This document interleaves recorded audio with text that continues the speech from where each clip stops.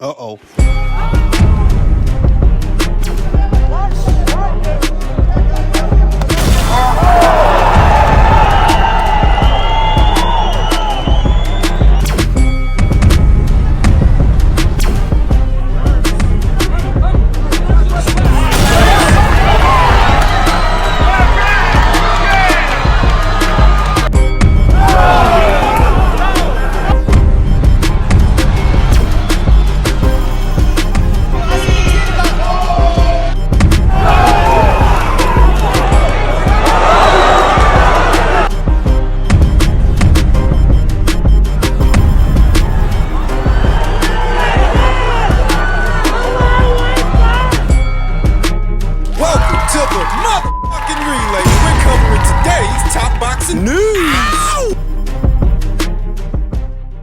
Okay, we'll start with this. It would seem that Laila Ali has finally decided to respond to Claressa Shields' quote-unquote $15 million offer to come out of retirement and fight.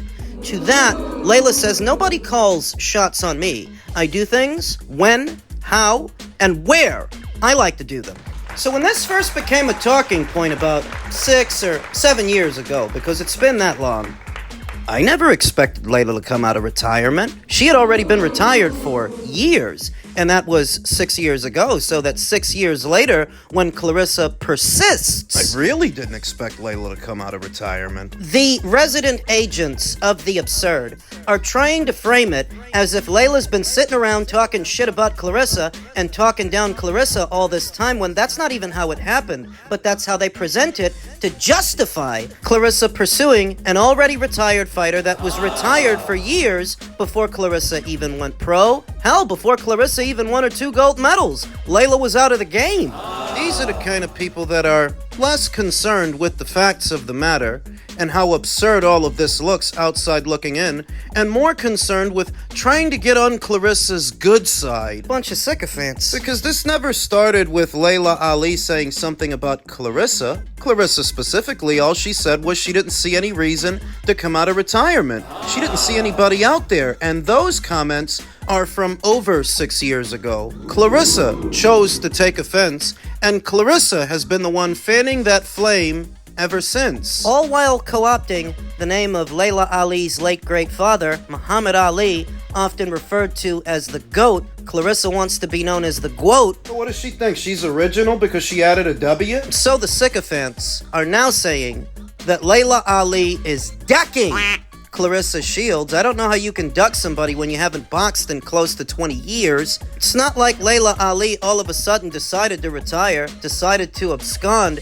as soon as Claressa started calling her out. She was already retired before Claressa was even a thing. Some of these people are full-grown adults with the capacity of a grade schooler. Grade school antics. Oh, Laila is scared. Laila is ducking. Laila doesn't want to meet Claressa after math class in the schoolyard for a Donnybrook. You guys don't know how stupid you look to the rest of the world. You probably don't care either. You can't help but be what you are. The same as your icon. The same as Claressa, who near as I can tell, is just a piece of trash. And women's boxing would be better without her, because this is not a good look. This is not a good advertisement for women's boxing. There are still a lot of people out there who haven't come around. The idea that 2 women can put on a show just as much as the men, they haven't accepted that yet. So that when they see Claressa calling out an already retired fighter, they're telling themselves, is the gene pool that shallow that this is what you have to resort to? They see the sycophants and members of the media putting Claressa on a pedestal. If she is intended to be the best among the women, what does that say about the women that this is what you have to resort to? Calling out a 47-year-old fighter who hasn't boxed in 18 years. Are you so starved of attention and real competition that this is what you have to do? Because this is not a good advertisement. There are better advertisements for women's boxing, like the fights that Katie and Amanda have had. There are better ambassadors for women's boxing, like Katie and Amanda. Having been a supporter of women's boxing for many years now, and I still am, whenever Claressa's brought up,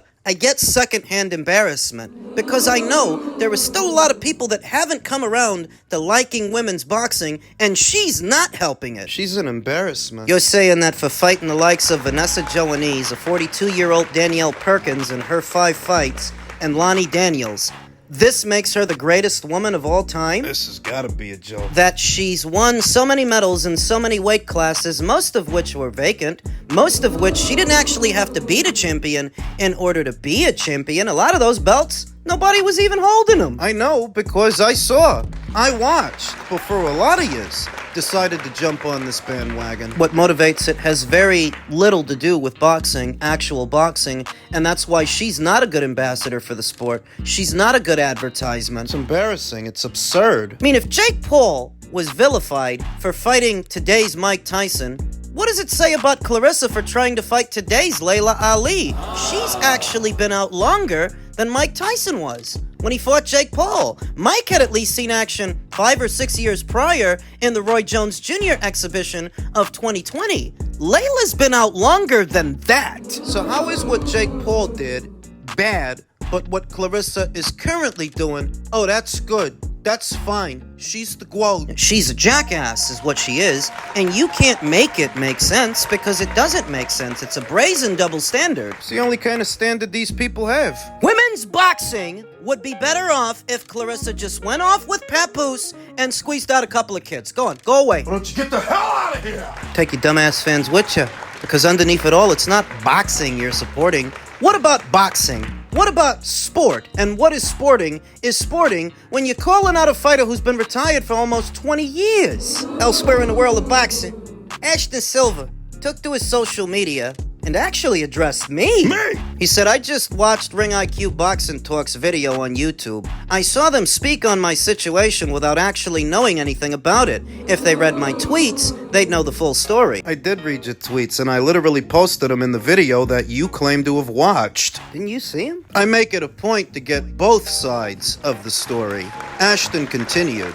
I'm not mad. I don't expect anything from anybody but an honest conversation. What I said was, I didn't agree with the way the situation was handled. Not the release itself, but how it was handled. It's not what you do, it's not how you do it. An honest, transparent convo is all that was needed. What MVP did to Ashton is tantamount to breaking up in a relationship via text message as opposed to breaking up in person, or at least over the phone. What MVP did to Ashton was tantamount to phoning it in. What I said was I didn't agree with the way the situation was handled. Not the release itself, but how it was handled. It's not what you do, it's how you do it. An honest, transparent convo is all that was needed. Ring IQ got that twisted. Saying I feel some type of way about Lucas fighting on the platform is just false. That's not the issue at all. I mean, that's not really what I said. What I said was because Ashton lost the fight and because Lucas won the fight, now they're promoting Lucas. Process of elimination. That's what I said, and I said that's gotta sting.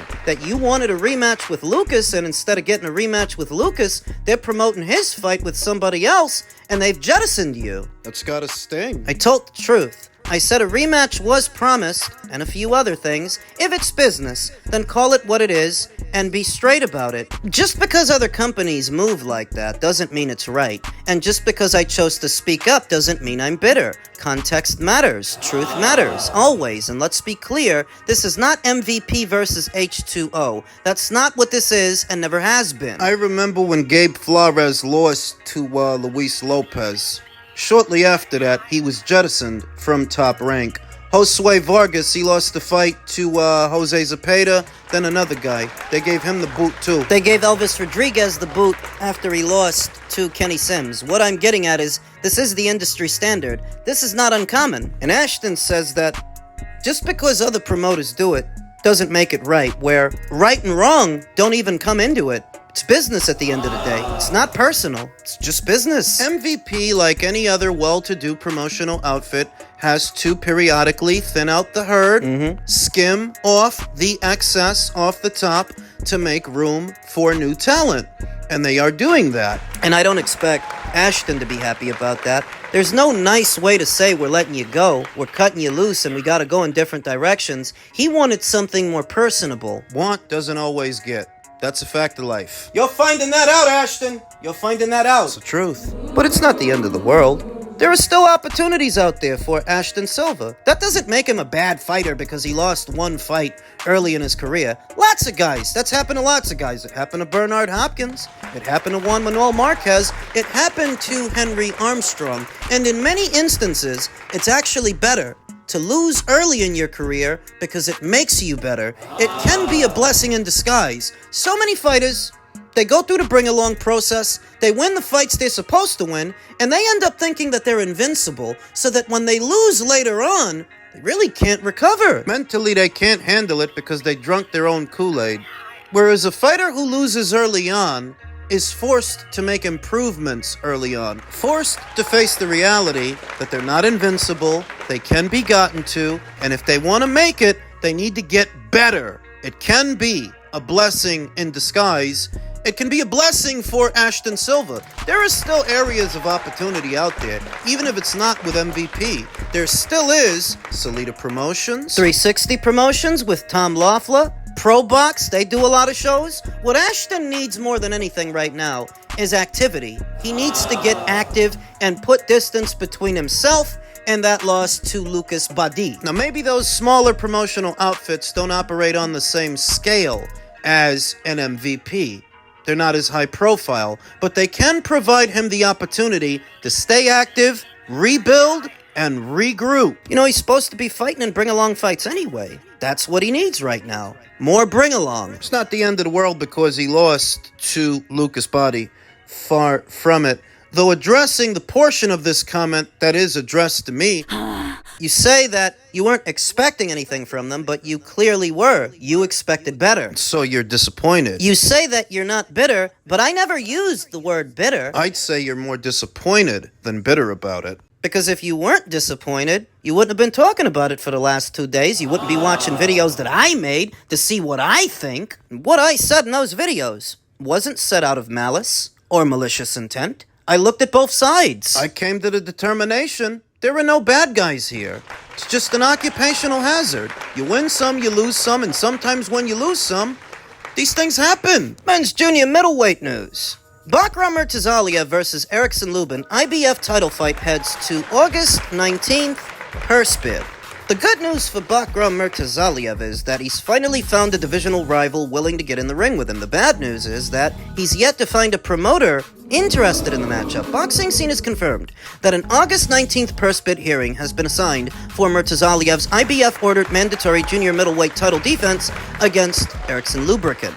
The development comes after an assigned 15-day negotiation period elapsed without a deal in place for the intriguing matchup. And this is what I said, that I wasn't sure that the PBC would bankroll this fight because I'm not sure that Erickson Lubin's with the PBC anymore. His last fight was on Pro Box. And I don't think they're all that invested in the career of Bakram Murtazaliev to where they're going to throw money at this thing. So, here we are. Russia's Murtazaliev, 23-0 with 17 KOs, is promoted by Main Events and managed by Aegis Climas. Lubin is represented in talks by Julian Levitt of Pro Box. The former title challenger from the greater Orlando, Florida area previously fought under the PBC banner since its 2015 inception. All involved parties were originally contacted in July to begin talks for the overdue mandated title fight. While both boxers are on board for the contest, a lack of financial interest has left matters grounded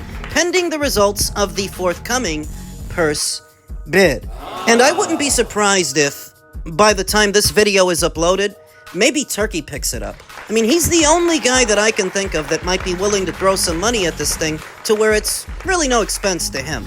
Inconsequential. To add it to one of his upcoming shows. It's the best case scenario, though. Murtazaliev, 32, has not fought since his high-profile win, a crushing third-round knockout of former WBO champion Tim Tszyu last October in Orlando. Their PBC on Prime Video headliner saw Murtazaliev floor Tszyu 4 times, enforcing the stoppage. The win marked Murtazaliev's first defense of the IBF title he claimed in an 11th round knockout of Germany's Jack Kolke last April 6th on the road in Falkensee, Germany. Murtazaliev was the leading contender for the IBF title that was vacated in November of 2023 by former undisputed champion Jermell Charlo. The move ended a 4-year wait since he was installed as the mandatory challenger since November of 2019. The IBF doesn't normally leave mandatories waiting for that amount of time. Most of the time, they're really Johnny on the spot. Why'd they take so long with him? A series of step-aside offers saw Murtazaliev appear on the non-televised portion of PBC undercards, while Charlo was provided with a path to fully unify the junior middleweight division. Even if Murtazaliev was willing to step aside that many times, it's not normal, not in keeping with what we see from the IBF. Usually, they're very strict when it comes to their mandatories. The IBF intervened in 2023 after Charlo's failed attempt to dethrone undisputed super middleweight champion Canelo Alvarez. Charlo instead relinquished all of his belts and has not fought since the lopsided defeat to Alvarez. Lubin, 29, became the mandatory challenger after an 11th round knockout of unbeaten Ardreal Holmes Jr. on May 10th in his Kissimmee hometown. The win was the third straight following a 9th round stoppage loss to Sebastian Fundora in their April 2022 slugfest. Included in his current run was a 12-round decision win over then undefeated Jesus Ramos in a September 2023 WBA title eliminator. The fact that a title shot did not immediately follow was hardly surprising or even a new experience. Lubin went through the same ordeal during a previous 6-fight winning streak that included 3 separate WBC title eliminators. The lone major title fight for Lubin resulted in his first round knockout loss. He was stopped in the first round by Jermell Charlo, who held the WBC title at that time of their October 2017 clash. Neither Murtazaliev nor Lubin can enter another fight during the ordered period, per sanctioning body rules covering mandatory title fights and purse bids. So they have to fight each other. They have to do it. But I have a question. What happens if the purse bid comes and goes and nobody bids? What does the IBF do then? It's uncommon. I can't recall another time that's happened, but that could happen in this situation because I don't think the PBC is interested in paying for this fight. They might not be. And if nobody else steps in and nobody picks it up, what does the IBF do then? Do they just call the whole thing off? You can't hold Bakram Murtazaliev responsible because no promoter wants to step in. Well, they just said he's promoted by Main Events. Kathy Duva. Promoter in name, not in practice. Main Events does not have a broadcast deal with anyone to where they can afford to bankroll their own shows. I mean, Main Events in this situation is more of a booking agent than an actual promoter staging boxing matches and promoting them. What they really do is rent their fighters out to other promotional outfits that do have broadcast deals. In other words, a middleman. Because you've got Aegis Climas managing you, and you have Main Events promoting you, except they're not really promoting you. They're not really promoters. All these hands in a cookie jar, and they can't even get this fight done in a timely fashion. See what happens.